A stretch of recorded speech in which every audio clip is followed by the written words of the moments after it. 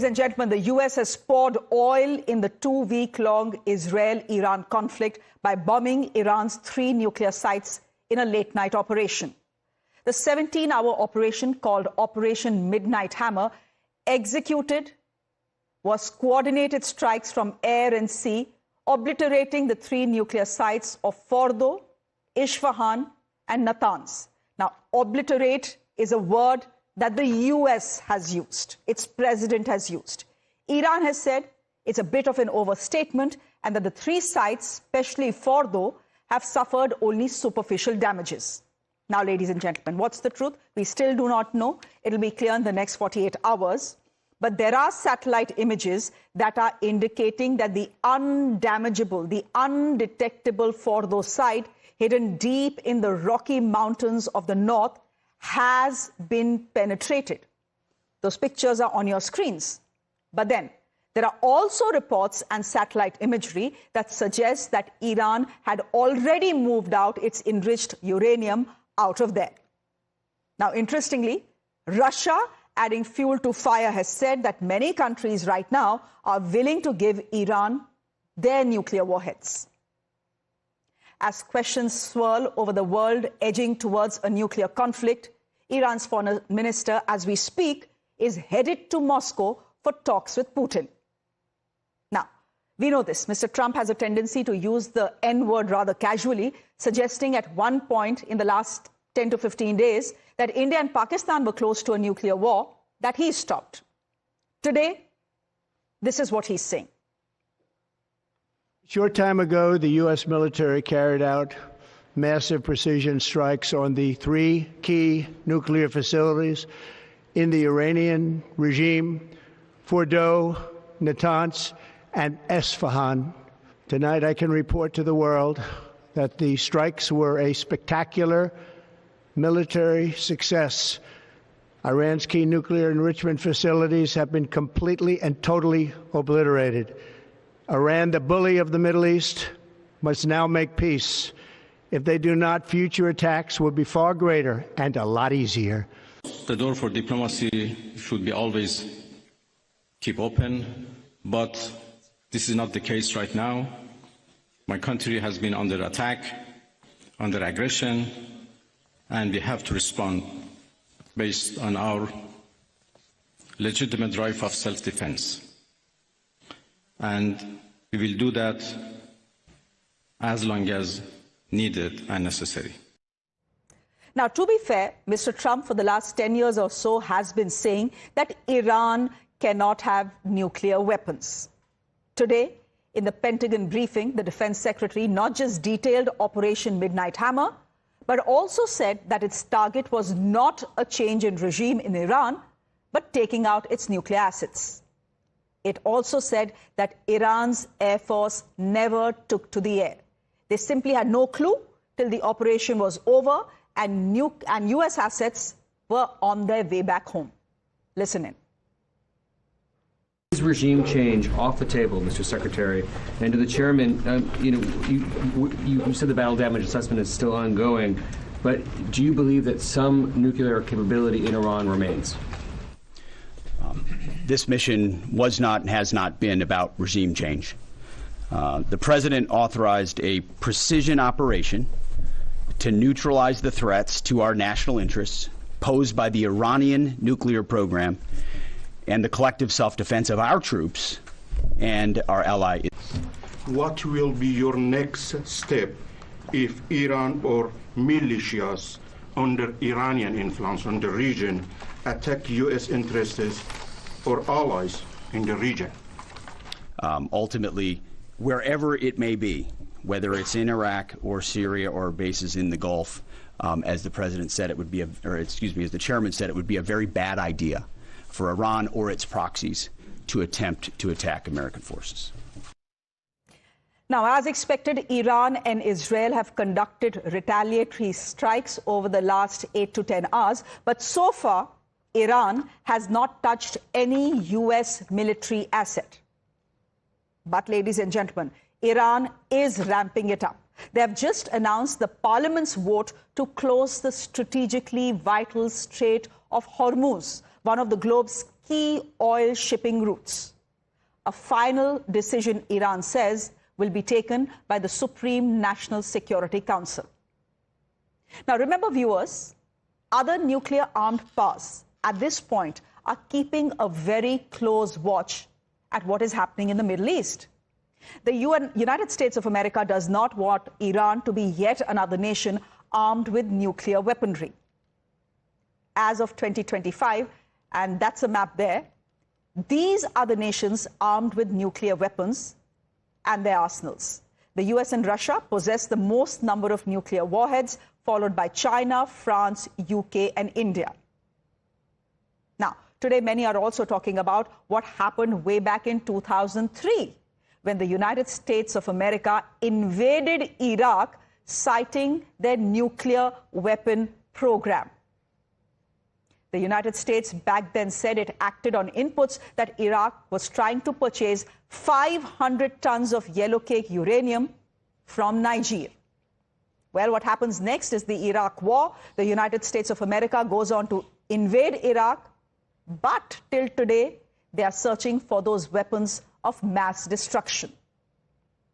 Cut to 2025. The Director of National Intelligence in the US, Tulsi Gabbard, just a few months ago, had said that there is no evidence of any nuclear program in Iran. But her boss, President Trump, went on to ignore this and strike Iran and their nuclear facilities. Of course, Tulsi Gabbard has had a change of mind and heart in the last two weeks as well. So has Trump's actions today brought the world closer, possibly, to a nuclear war, or is that a bit of a stretch? Let me introduce my guest to you this evening. Veena Sikri is a former diplomat joining us this evening. Qamar Agha is a foreign affairs expert. Thank you very much for being with us. Jeremy Ashraf is a former Vice Director General of the Ministry of Foreign Affairs.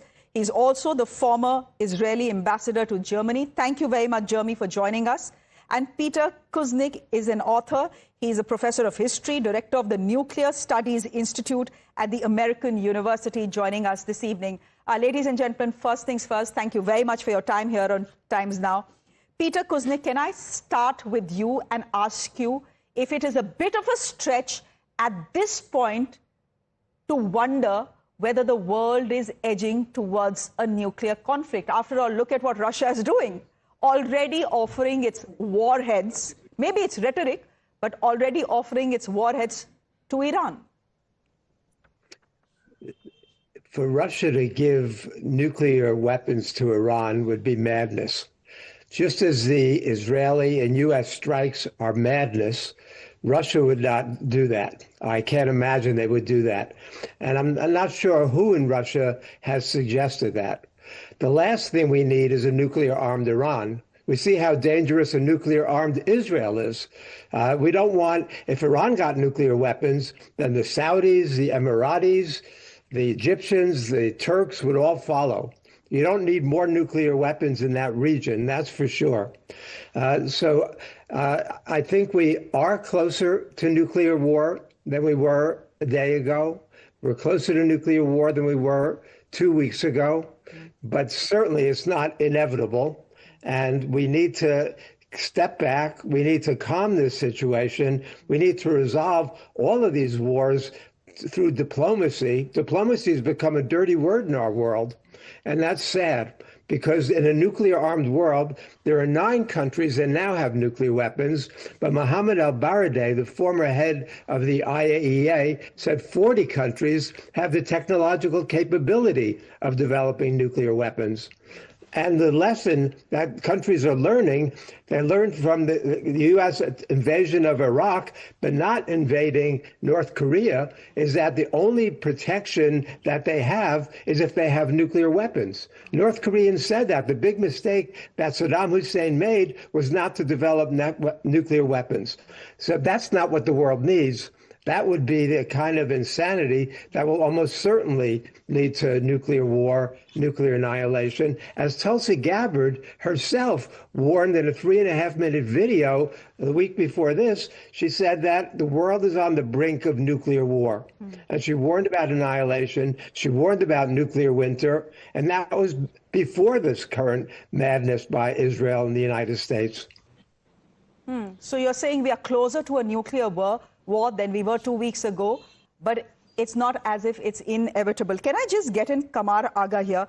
Qamar Agha, do you think Iran is in a position to escalate the situation on the ground to a nuclear war? Because Iran for some time has maintained, yes, we are enriching our uranium.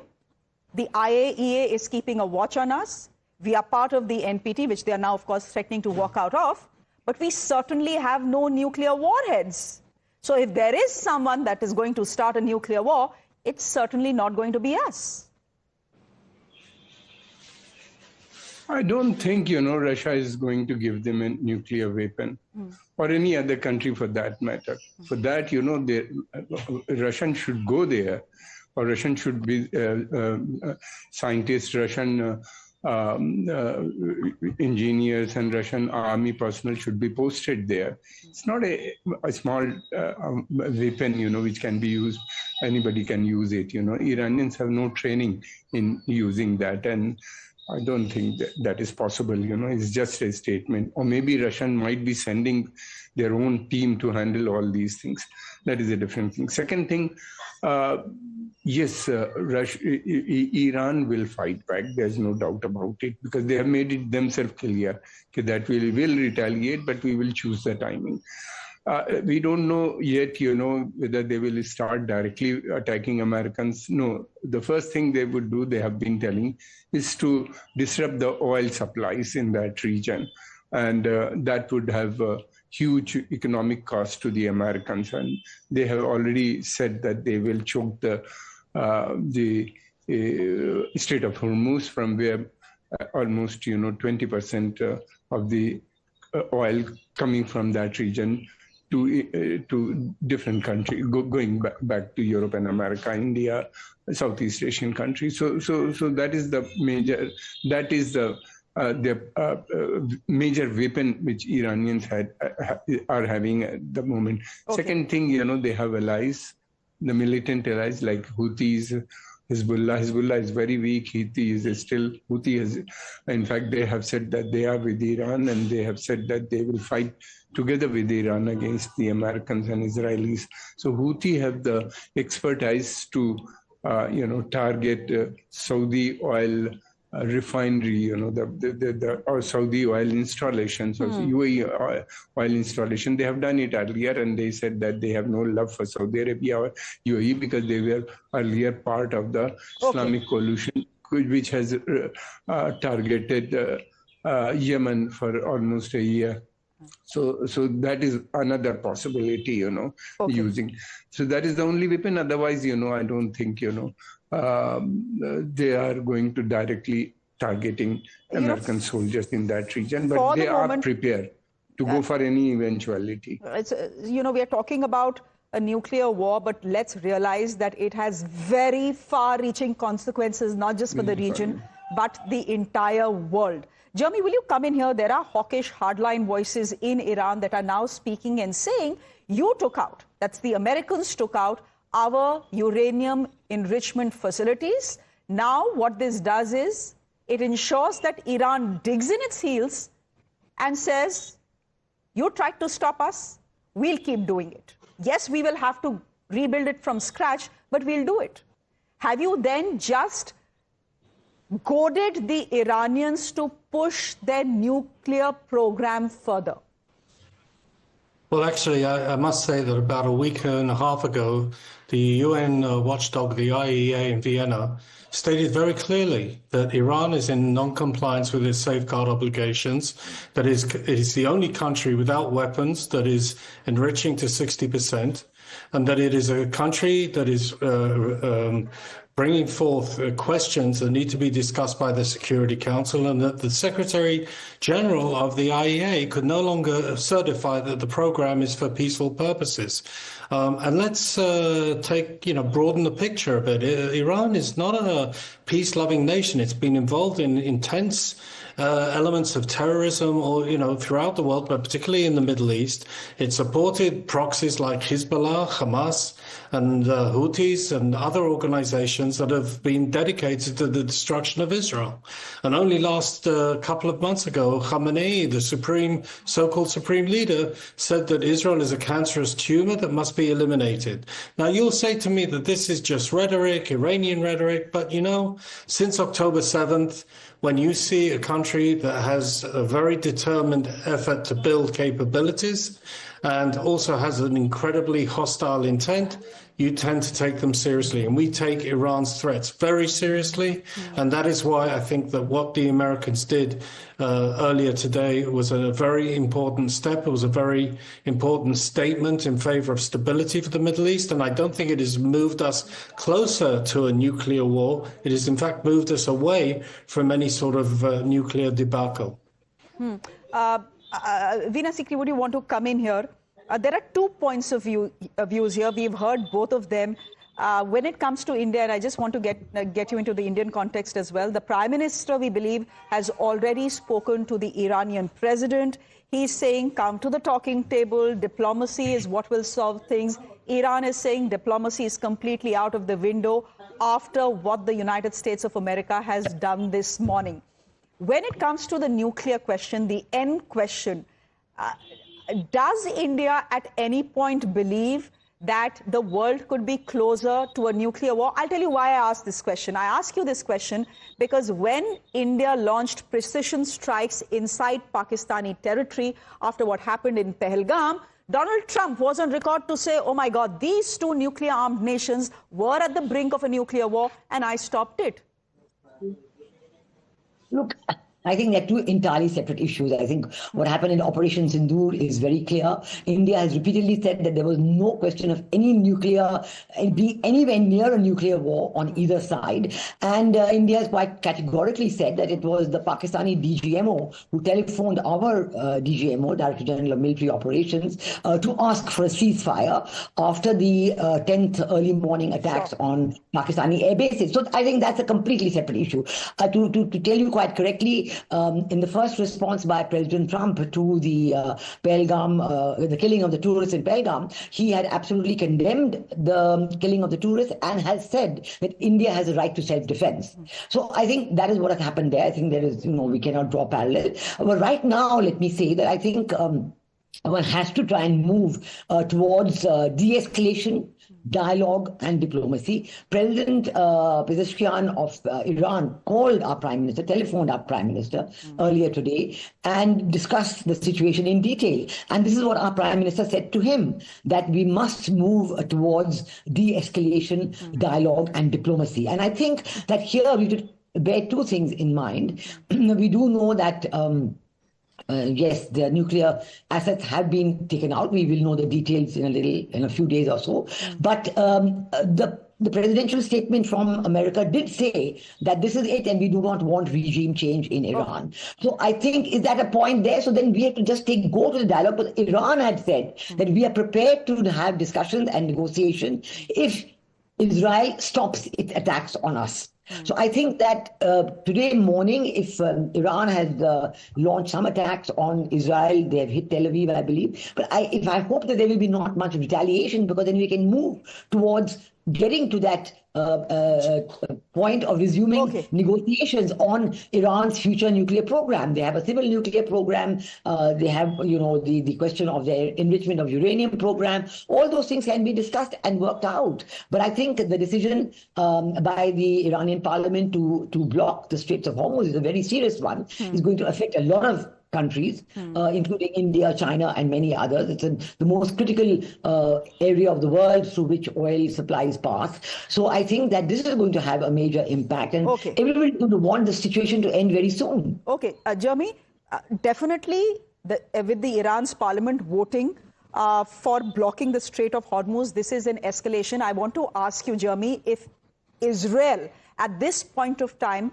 wants de-escalation, given the fact that the conflict in the Middle East has reached a certain momentum. And the three nuclear sites that have been struck in Iran today are certainly not the only ones in Iran. I agree. And I think that, first of all, I think it's important, and senior officials have actually said this, both in Israel and in America as well, that you cannot eradicate and eliminate totally the Iranian nuclear program just by military means. And if you want diplomacy to work, you need a credible military option. And Iran had every opportunity to come towards America, come towards the international community, assure the IAEA that they are doing everything they need to do for peaceful purposes in the nuclear area. They not only did not do that, they also increased their support of proxies that were attacking and undermining the whole of the Middle East through the war that was started by Hamas on October 7th and spread to Lebanon and engaged in Iran directly. So, I mean, Iran had every chance to step back and go to the dialogue and come up with a credible agreement that would assure the international and the regional community that it's not seeking a nuclear weapons capability. And it rejected that idea. And I think it is important to, I think we've all been through in Israel a war for the last year and 9 months. This has had a very taxing effect on our society and on the area as a whole. And I have no problem with talking about the idea of de-escalation, talking about dialogue, and coming to a serious diplomatic dialogue in which Iran gives up its nuclear weapons capability and its capacity to attack the other countries in the area, not just Israel, but other Arab countries around us. Peter, very quickly to you, have the strikes today pushed Iran into a corner where it doesn't think it can come back to the negotiating table? And, you know, a second question, a follow-up question. We've all seen the satellite images that are out. There are conflicting versions on whether the bombings have had the desired effect. For example, in Fordow, the US president has claimed complete obliteration of the nuclear site. Iran is saying it was just damaged. We, in any case, have moved out our enriched uranium. Any insights into that? Any insights into both the claims? Let me first start with what Jeremy was saying. Iran did give up its nuclear program in 2015. We had the JCPOA, the Iran nuclear deal. It was working. Jeremy quoted the IAEA before, but the IAEA said that Iran was not cheating. They were inspecting, they had hundreds of inspections, including snap inspections without any previous warning, and Iran was abiding by the nuclear deal, which would have put off Iran from being able to rush for a bomb, would have taken more than a year. And then Trump blew it up. And then Trump started the negotiations in his second term. But the terms that he did were ones that he knew Iran could never accept. As a signatory to the NPT, Iran had the right to enrich uranium. And they were not going to give that up. So this was not an honest negotiation. If anything, it was very much like Minsk II, which was never intended to do anything but give them more time to get ready for the attack. Now, in this case, though, you ask about the intelligence, and you can't believe anything Donald Trump says. The Washington Post recorded more than 30,000 lies that Donald Trump said during his first term in office. So this is not somebody to be believed. He inflates everything. He clearly wanted to do this, but he held off for a while because it is splitting his MAGA base. And so there's a lot of opposition from within the Republican ranks because Trump ran as a peacemaker and is now clearly a warmonger. So there's a lot of opposition to this in the United States. Globally, it's been condemned. Now, Jeremy talked about October 7th. I was horrified by what Hamas did on October 7th. So I have no liking for this leadership in Iran. But the U.S. and Israeli-backed regime change is not going to work. The U.S. tried regime change in 1953 when it overthrew Mossadegh. Sure. Why? It was enormously popular. The U.S. ambassador said he had support by 96 to 98% of the Iranian people. And still the U.S., the CIA went in there and overthrew him for the regime change, and it didn't work. And we got for the 26 years of the Shah and that repression before this Islamic Republic took over. Okay. So, in conclusion, I'll just say this. Over the last 20 minutes, we've all talked about whether the world is closer to a nuclear war. Well, it's certainly closer to a nuclear war than it was 2 weeks ago. But as Peter has put it, it's not inevitable, and it will be completely crazy of Russia and Vladimir Putin to actually hand over warheads to Iran like they are threatening to. We'll leave it there for the moment. Thank you very much. The story is still developing. Peter, thank you very much for your time. Jeremy, good to have you on the show. Good to get your perspective. Qamar Agha, thank you very much. And Veena Sikri, always good to have you on the show. Ladies and gentlemen, on that note, a quick break. Much more on the other side. Do stay with us.